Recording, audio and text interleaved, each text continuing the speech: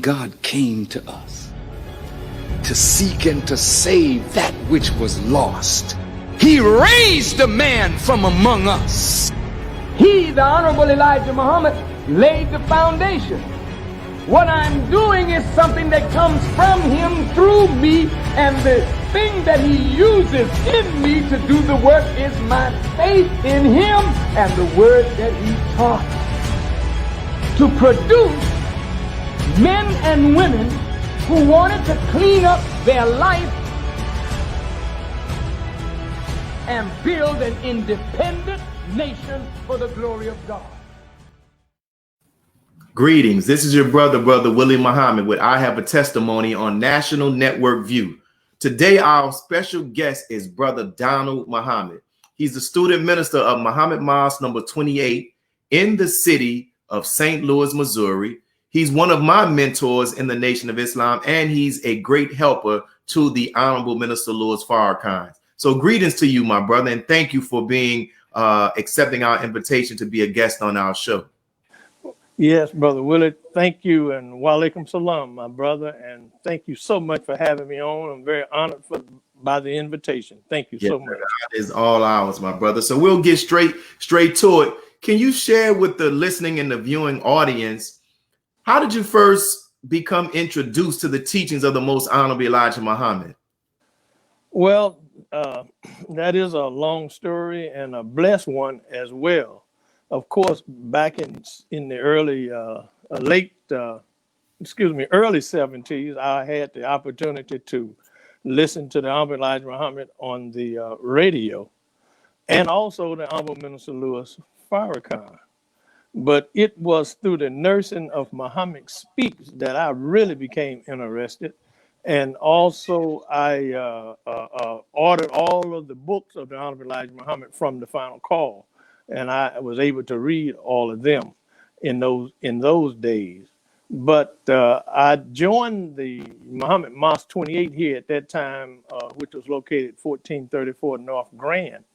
That was after the Honorable Elijah Muhammad had left. But in the meantime, I considered myself a Muslim before then.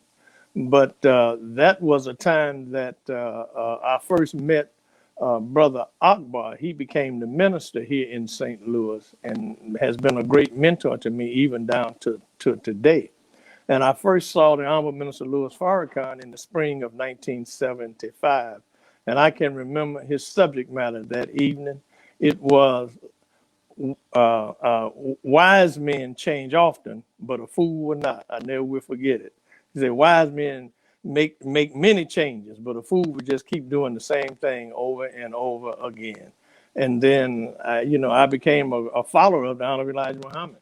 All praises due to Allah. But now going into the new time dispensation, when the Honorable Minister Louis Farrakhan was rebuilding the Nation of Islam, I can recall in the spring of 1975, Minister Farrakhan came to St. Louis to meet with Brother Akbar, and I just happened to be in his office that day when the minister drove down by himself and to meet with Brother Akbar, and he was in an office, Brother Akbar's office, stating how he would rebuild the Nation of Islam. And of course, I was on board from that moment in time because, I noticed that I knew that things had changed at Muhammad Mosque number 28, and the Department of Captaincy was removed on both brothers and the sisters side, and things was happening, and the teachings had kind of went away, and and I was so impressed with the teachings of the Honorable Elijah Muhammad, and I was so happy that the minister said he would rebuild the work of the Honorable Elijah Muhammad. And guess what, my brothers and sisters that's on the call, he has done that. All praises is due to Allah. As Minister Abdul Rahman Muhammad said on a tour of the nation, he called him Farrakhan the Faithful. That out of all of the ministers of the Honorable Elijah Muhammad, Minister Farrakhan was the most faithful. So in the early 70s, I considered myself a Muslim, but I came into the nation in 1975.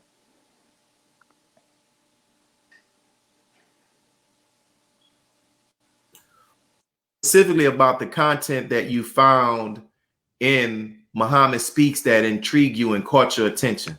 Well, during that time, of course, I was in graduate school at that time, Brother Willie, and I was very interested in what was going on in Africa and different places like that. And Muhammad Speaks was the only black paper that carried anything about independence of Africa and things like that. And then coupled with the fact that the Honorable Elijah Muhammad was teaching about our own independence and doing something for self. And that really related to me. In fact, being born in Mississippi in a segregated time, we were always taught to do something for ourselves. We were always taught not to put yourself on others if they didn't want you to be there. So I grew up with that understanding of independence, and I always thought that we would be better off if we would come together as a people. It's very interesting.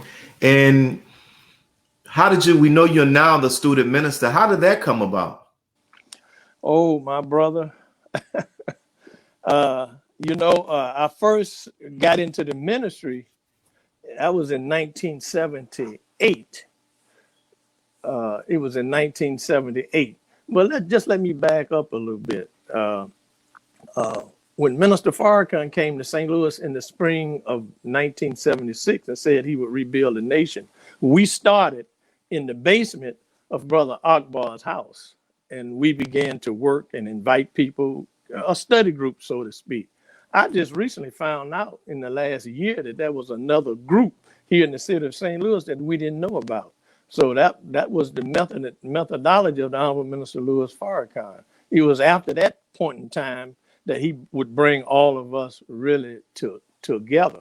But I remember once Brother Akbar had left St. Louis to go to be with the Honorable Minister Louis Farrakhan, and Minister Akbar asked me to open up for another brother. And from that point on, I have been in the ministry. Of course, I've held positions as captain in the nation, but other than that, I've always been a student minister, and I can attribute that to Brother Akbar, trying me in that position to help him. But and it was Brother Akbar that kept the minister in front of us. I mean, he is a great helper, still is a great helper of the Honorable Minister Louis Farrakhan. And, he kept us on point, kept lifting the minister up, even at a time when we had not yet settled in faith yet. Okay. So it was in 1985 that I was sent out to build a mosque. And before then, I had went to Kansas City, Missouri to start a study group and start Kansas City on its way. And then by the time I got back, in 1985, I was appointed to become a minister in St. Louis. But due to unfortunate circumstances, the minister shut me down and sent me back to East St. Louis. So East St. Louis, Illinois, was the first mosque in the rebuilding of the Nation of Islam. And then I learned later that, instead of Minister Farrakhan building a mosque in St. Louis, he went to East St. Louis, Illinois. Instead of Los Angeles, Compton, California, still in New York, New Jersey, and he also worked the South. That was a very critical time in the rebuilding of the Nation of Islam. So you're saying that the first mosque established in the rebuilding was the mosque that's currently in East St. Yes, Louis? Sir. 28B, Wow. the first mosque in the rebuilding. And basically what happened was every time the minister would come to St. Louis, he would tell me, he said, brother, my father didn't build no mosque in East St. Louis. He built one in St. Louis. And I never forgot that, brother. And as time went on, I got permission to move to St. Louis. And we've been here ever since. And East St. Louis still exists. And we was able to really get a mosque and representative of him in 2010. Of course, you have visited our mosque, Brother Will, and I thank Allah for you, my brother. Praise be to Allah. And I thank you for those invites. And I've enjoyed my time there and have just been inspired by what I see with the believers, the progressive things that you all are doing, and just the things that you share with me. And while we're talking about sharing, so over the years, has there been any guidance that the Honorable Minister Louis Farrakhan shared with you regarding being a student minister that you can share with those who are listening and watching? Oh, absolutely, brother. The one that sticks out in my mind when he came to St. Louis, there's many guidance, brother. I mean, the one that sticks out in my mind now, when he came to St. Louis in May of 2010, he came to dedicate our new mosque. And that morning before he got to the mosque, he gave me the instructions. He said, brother, go after the little man. He said, when you get the little man, the big man comes, and I never have forgotten that. And that represents the foundation of our nation by going after our people. So what I took that as, he was telling us, continue to go after our people. And when you go after our people, then Allah will continue to bless us to build the not just a mosque, but you will build the city. Because he didn't send us to be over a mosque, he sent us to be over a city. And I never have forgotten that. And what you say you said that there were many things that he shared. What was something else that you can share? Well, in recent times, he told me that, brother, of course, Brother Willie, I'm one of the senior ministers, student ministers in the nation. I'm 76 years old. I'll be 77 on my next birthday. And I thank Allah for my health and strength at this time. And I thank Allah, he has blessed me and my family to avoid the COVID. And I've been trying to be as obedient as I possibly can. And that is to stay indoors, stay in my house. But, he told me to really begin to mentor younger brothers to go on the roster. And that's what I have done, and I think that's very key because, I mean, at my age, I can't be there forever. So I would be negligent of my duty if I didn't prepare younger believers to come behind me. So that's very, very, very important to me. Very good information. Definitely very good. And I think in preparing for this interview, I read something that said like you've been for 30 years, right? You talked about you being one of the senior ministers in our ministry class. What has been some of the most valuable lessons that you have learned as it relates to serving in that capacity? Brother, what I have learned is that one of the main things that I have learned, of course, everything that has been taught from day one, we didn't all understand like we understand now. And but faith without works is dead. If you have the faith and the things that you don't understand, you just keep working, and then Allah will come back and reveal those things to you and give you the understanding. We didn't know in the very beginning who really Honorable Elijah Muhammad was. I mean, but we continued to work and had faith until the Honorable Minister Louis Farrakhan revealed who he was. We didn't know exactly who Minister Farrakhan was until at a certain time, all of that came out. We didn't know. We heard that the Honorable Elijah Muhammad was 75% of Scripture, but we didn't have a true understanding of it until recent times. And I thank Allah for that. We continue to thank Allah for the Honorable Minister Louis Farrakhan. We didn't know that he would be the seal of the revelations. We didn't know that he would be the one that would walk us out of Scripture. That means the fulfillment of the Scriptures that had already been written. We didn't have an idea of the time that we're living in right now with this pandemic that is going on and the fulfillment of Scripture, especially Isaiah 26:20. Telling us to stay in our homes and stay in our shelters until the pandemic is over. All of these things mean a whole lot to us now, and I can reflect back now and the way Minister Farrakhan has guided us. I mean, every word that he has said to us has come true. Everything that Honorable Elijah Muhammad taught, it has come true. So that means that you don't have to know everything before you come into the Nation of Islam. But at the same time, God will show us at a particular time that the Honorable Minister Louis Farrakhan has been faithful and he has guided us on the right path. Alhamdulillah. To Allah, definitely. And as I talk now, I often mention this to you. One of the many great skills and talents that I've come to notice about you that you have is your wealth of knowledge as it relates to engaging and holding political officials accountable. Can you talk about how did you become so astute in that arena? Well, I wouldn't consider it astute. It's just I've been around a long time, Brother Willie. I wouldn't call it being astute, But what I would say is that over the years in dealing with politics, you know, when you're a member of the Nation of Islam, especially when you're a student minister, politicians always in the early days come to you, they need help, you know, in politics. And it was a gentleman by the name of Attorney Elbert Walton who actually showed me the understanding of how politics work. And if we go back to 1995, the political aspect that Minister Farrakhan, the Honorable Minister Louis Farrakhan, was representing was local. You know, I'm not that involved with national politics, but I'm concerned with where the mosque is, where the believers live. And I feel that we should take over the political system where we live. Because, you know, in Message to the Black Man, the Honorable Elijah Muhammad said we need Muslim politicians. And I have tried to mentor several Muslim brothers that's in the Nation of Islam in the field of politics, because if we're going to make our community a decent and safe place to live, we must know where the taxpayers' money is and how that money should be used in relationship to uplifting our community and helping our people as it relates to contractual agreements. You know, that's Black folks' money that we spend in our own community that goes into government. So if we have good Muslim politicians or good politicians, period, then they would be able to direct that money back to the community to make it a decent and safe place to live.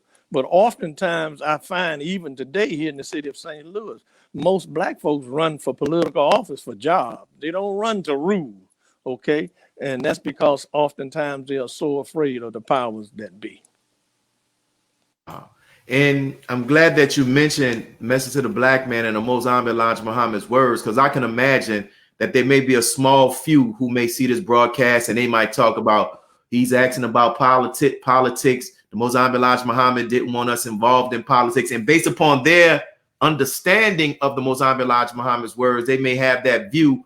But what can you share with us more? You touched on it in regards to our position as it relates to politics, as it relates to politicians, because you are also in a city where the Honorable Minister Louis Farrakhan came there and participated in a convention called the Convention of the Oppressed that dealt with agendas, political agendas and things. Can you talk about that?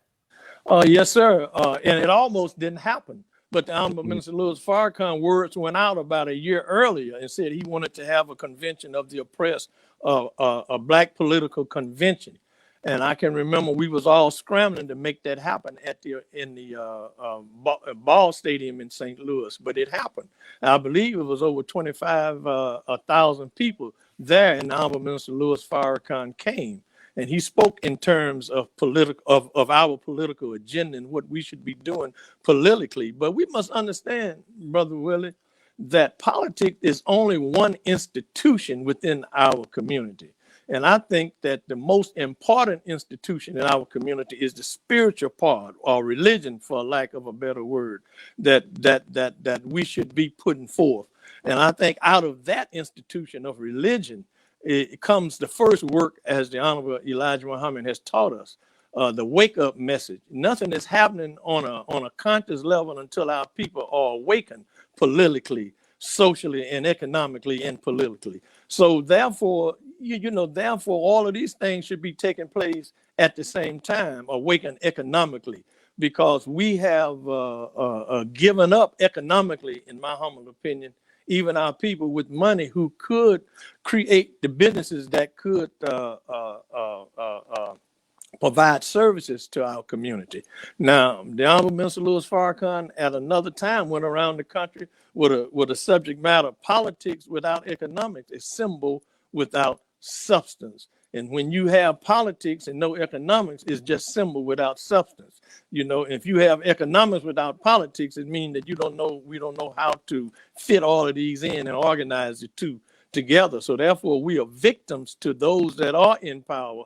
And also we are victims to our own people who just want to be in office and just say they're in office and parade around Black folks as if they are somebody, which we are somebody, but without having the effectiveness to affect a policy as it relates to our community.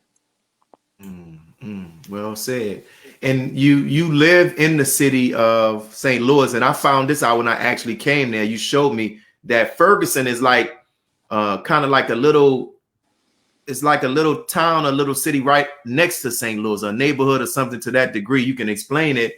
But being there, you know, the death of our brother Michael Brown really sparked activism all throughout America. And it really gave even more steam to the Black Lives Matter movement. But people are not aware of the role that the Nation of Islam played in helping to contribute to the fight for justice, helping the family during the uprising. Can you talk about the role of the Mosque there during that time? Yes, sir. Actually, you know, actually, my brother, the death of Michael Brown, or the unjust killing of him, you know, did a whole lot, not only in St. Louis, but throughout the country. But just let me explain the dynamics and the geographics of St. Louis. St. Louis is a city within itself. A city that's within itself has its own county, so to speak. And surrounding St. Louis is what we call St. Louis County. And it has many, many municipalities within St. Louis County, but it's all part of the St. Louis metropolitan area.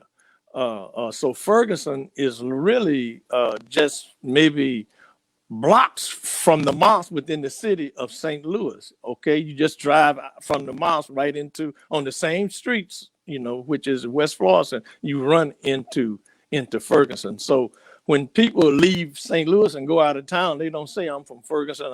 They don't say I'm from Wellston and places like that, or Berkeley. They just say I'm from St. Louis. Okay, to keep down the confusion. But what happened when the Mike Brown protests started, my family and I was on our way to Branson, Missouri on vacation. But I got everything but a vacation, because on the way there, I started receiving calls from community leaders. And I began to help them to strategize things that should be done. Now, by the time I got back home, which was a Saturday, I got in my car and drove directly to Chicago to see the Honorable Minister Louis Farrakhan. And on my way back, I personally went to the protest. And as I pulled in my car, I saw a crowd of youth coming back. And I said, "What is going on?" And they said, "Brother Minister, go home." And they had started throwing tear gas. But the Sunday, when the real protest started, the FOI was out there. But when the tearing up things and all of that took place, I ordered the FOI to go home. But in the meantime, all of these different groups and organizations that were involved, they would hold their meetings at Muhammad Mosque number 28.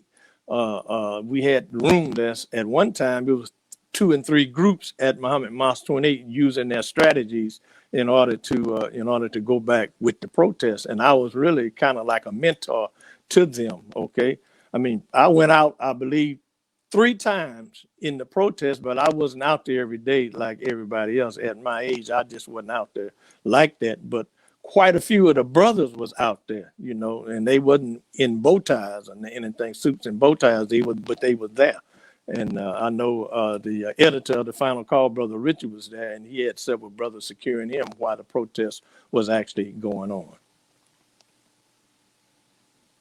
Thank you for that history, because, you know, like I know they're quick to try to write us out of history, but it's good to know, and we have it documented even more, that you open up the mosque for those groups that were out there strategizing and protesting and things like that. So that's very good history. And you mentioned, now that you mentioned the mosque and you talked about it earlier, we know that the Honorable Minister Louis Farrakhan came there and dedicated the beautiful mosque. And for those who are watching, let me tell you, there's a huge mosque when you get in inside, downstairs, all type of stuff. It's a very, very, very, very beautiful. So can you talk about just how that all came about the Honorable Minister Louis Farrakhan accepting the invitation to come and dedicate the mosque, and just the overall experience? Yeah, so let me say this before I answer that, Brother Willie, please. Yes, sir. You know, out of the Ferguson protest, and of course, there was another protest in the city of St. Louis the Stockley case, this police officer shot another black man in the city of St. Louis. But out of these protests in St. Louis became, out of that, quite a few politicians were born out of that. And the most recent one is Congresswoman Cora Bush, who is a good friend of mine. She defeated a really an established politician here in St. Louis, Congressman Clay, which is an institution here in the city of St. Louis, in the St. Louis metropolitan area. Also, a brother named Bruce Franks became a state rep. Another brother by the name of Brother Rasheem, he's a state rep now, and also a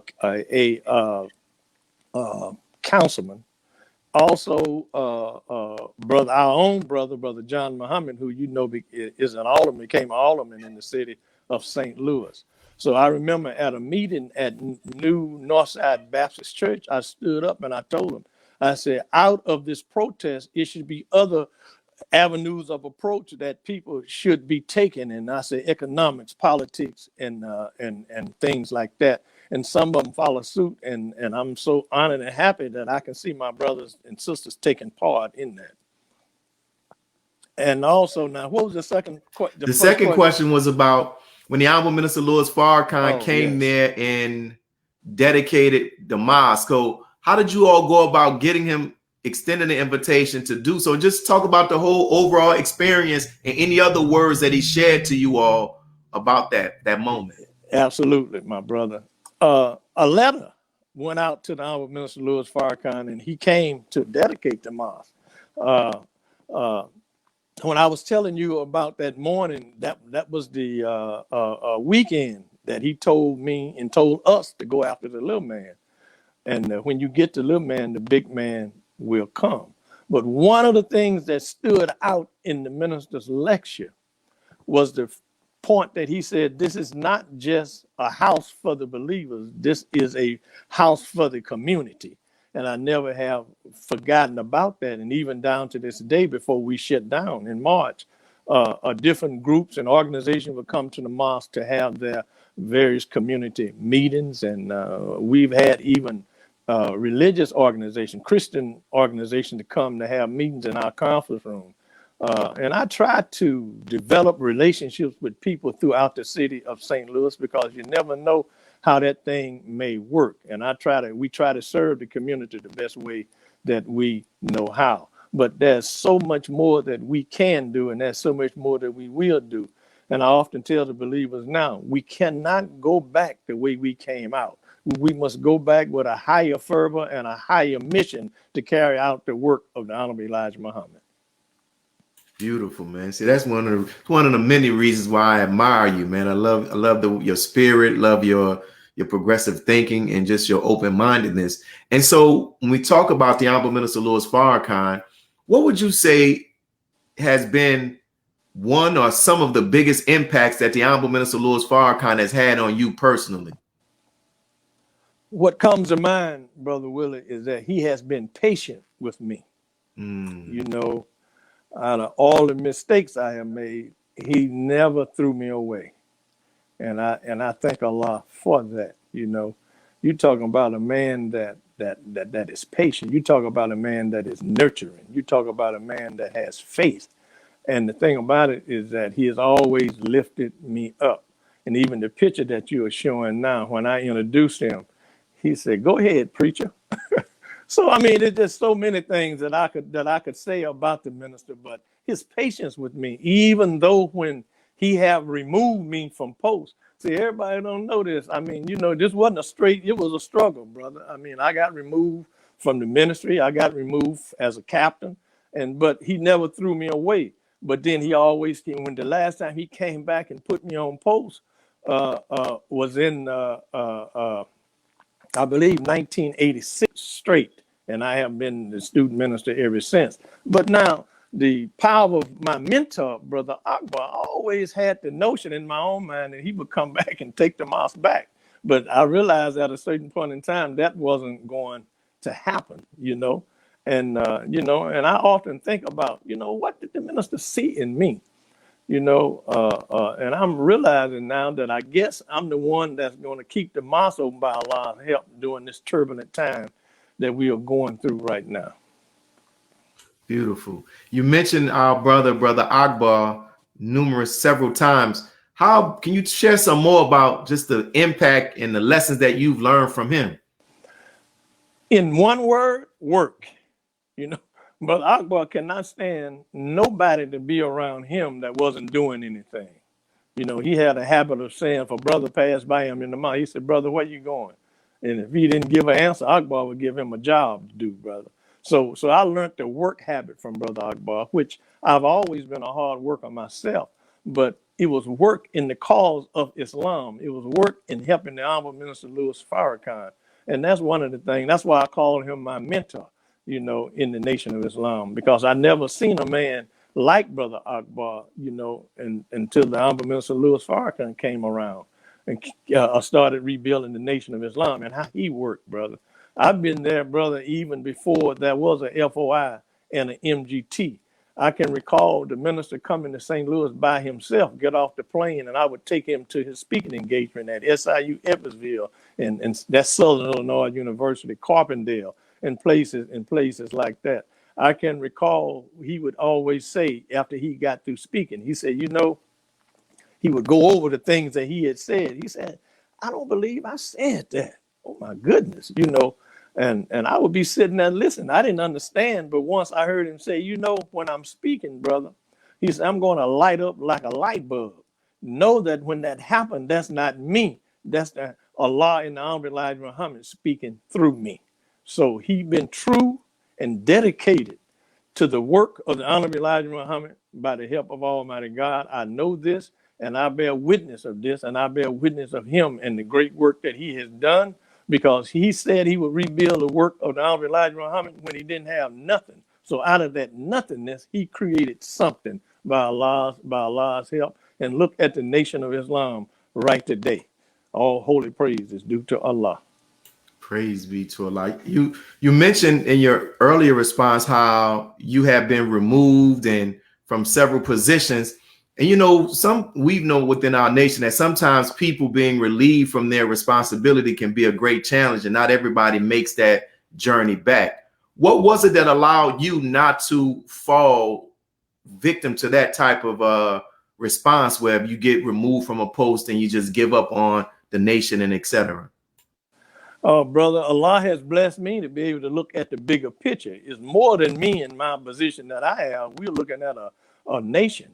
I think it was my humility, because really, in truth, I had no other place to go, and I deserved to be removed, brother. I messed up, so I had to pay for that. But at the same time, the minister can admonish you, and the thing about it, you look at it, it was a blessing that I got removed, because I messed up. I didn't pay attention to details. I was disobedient and all of these things. So I learned from those things, Brother Willis. So I didn't have no other place to go. When I got removed as captain, I came right back and got in the ranks, brother, until I was given another assignment, When I got removed as student minister, I came back, I got in the ranks. I didn't have no other place to go. I didn't look at myself like that. I looked at myself as being a humble servant, and whatever the minister wanted, whatever he needed me to do, I was willing to do it.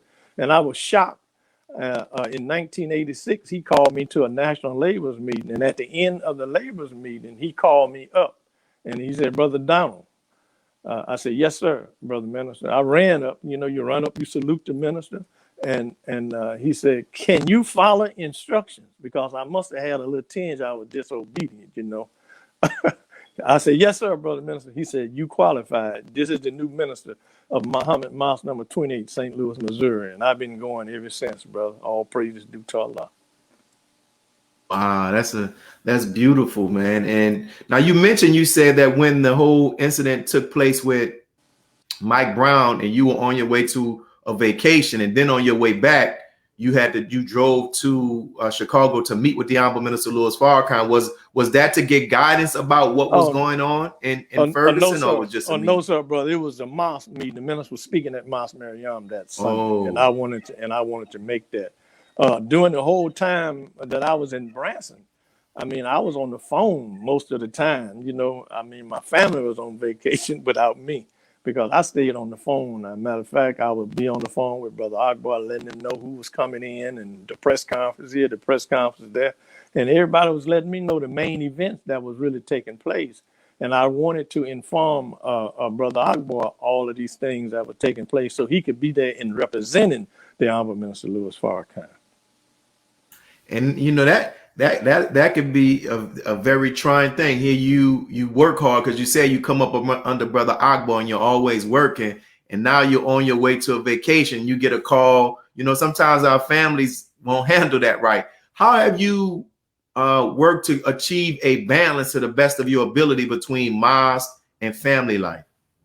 Well, Brother Willie, I really do thank Allah for my wife. You know, she understands me. She's been kind of like my time clock. You know, if she knows I have to be somewhere at a certain point in time, she always have been a excellent reminder. You know, don't you have to go here? Don't you have to go there? Or you going to the mosque today? Were you running a little late, aren't you? And then that would be my stimulus to really get out and do what I have to do. And but I thank her because she was able to raise my daughters in the proper way, you know, even in my absence, you know. But I thank Allah for my entire family, brother, and not only my personal family, but I thank Allah for the family of believers that are here in the city of St. Louis because they have been so helpful and so supportive for me. Praise be to Allah. And as we get this one more question, I always ask, I want you to think about this. And if there are any stories you can share that relates to your response, this will be good. The title of this podcast is I Have a Testimony. And we want to give the guests that come on the opportunity to testify about this magnificent man that we have in our midst, the Honorable Minister Louis Farrakhan. So if you were asked, Brother Donald, where you stood before the world, or you were at the rostrum in Mosque Mariam, and you were asked to testify about 3 qualities of the Honorable Minister Louis Farrakhan, what would those 3 qualities be and why? Oh, my brother.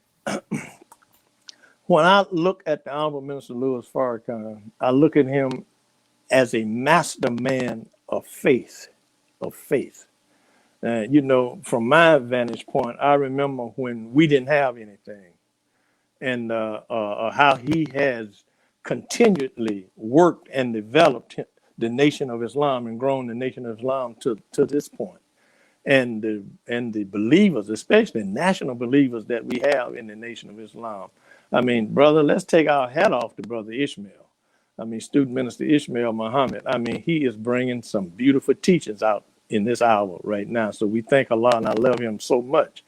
And then I would say guidance. The Honorable Minister Louis Farrakhan, every time he opened his mouth, he's giving guidance. And when he speaks, it's just like E.F. Hutton, you should be listening. Everybody should be listening. And also, what a man to stand before the powers of the world and talk the way he talks, okay? And he has systematically guided us. He's a guide, brother. He is a guide. He has systematically guided us without any hurt, harm, or danger up to this point in time. You know, I mean, he has guided us through letting us know that the Honorable Elijah Muhammad is alive and well.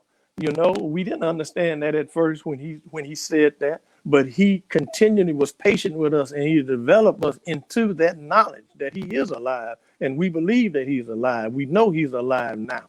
And the more that I believe that the Honorable Elijah Muhammad was alive, the more he blessed us, and he blessed us here in the city of St. Louis. You know, sometimes, we don't understand a lot of times, but once we get the understanding, that comes a blessing behind that. And I really believe that's how we achieved the mosque, based on our faith and our belief that the Honorable Elijah Muhammad was alive and that Master Fard Muhammad is God. And besides him, there is no other in this time, this dispensation. He has been clear. He has been on point. He has never wavered on his position as related to Master Fard Muhammad and the Honorable Elijah Muhammad. You know, I remember a time when people were saying that, it's time that Minister Farrakhan start calling himself Minister Farrakhan, leader of the Nation of Islam. He has never put that on his shoulder. He always says that he is the national representative of the Honorable Elijah Muhammad. And the question comes, as it says in the scripture, would a man rob God? Yes, of tithes, and he will rob a man of offerings. What somebody else is offering, you take it and use it as if it's yours. But that's not the Honorable Minister Louis Farrakhan. He has always lifted up his Father right now, which is in heaven, all right, and which is on the mother plane. I believe that, brother, and I believe it with all my heart. I hope I answered your question. No, you definitely did, man. What do you think is one of the most misunderstood things about the Honorable Minister Louis Farrakhan, both by those in the nation and even outside the nation? Well, I just hope and pray, my brother, that people will see him in the proper light as a fulfiller of 25% of scripture. I hope and pray that people see him as the seal of the prophets to carry out the last dimension of the prophesied word that Allah has put in the prophet, to let us know that he is, we are going into really the last days. When you talk about the last days, we are in the last days right now. And he is the one that is standing in these last days, still directing, still guiding us. And we are being just blessed by his presence right now. And this is why I include him in every prayer that I pray that Allah will continue to bless him and make him successful. We thank you, Brother Donald, for your time, and we thank you for your testimony.